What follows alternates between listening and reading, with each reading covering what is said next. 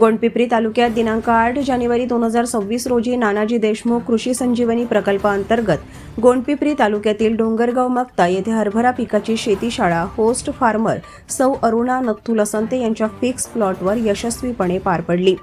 या शेतीशाळेत महिला शेतकऱ्यांनी हरभरा पिकावरील मर रोग व किडींचे प्रत्यक्ष निरीक्षण केले। रोग कीड ओळख प्रतिबंध व वेळेवर व्यवस्थापनाबाबत मार्गदर्शन करण्यात आले।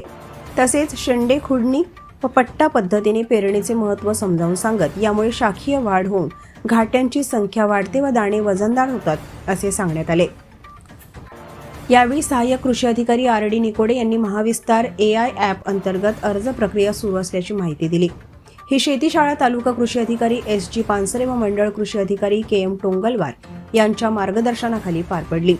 महिला शेतकऱ्यांच्या मोठ्या उपस्थितीत झालेल्या या उपक्रमामुळे उत्पादन वाढीसाठी आधुनिक तंत्रज्ञान प्रत्यक्ष शेतात शिकण्याची संधी मिळाल्याचे समाधान व्यक्त करण्यात आले।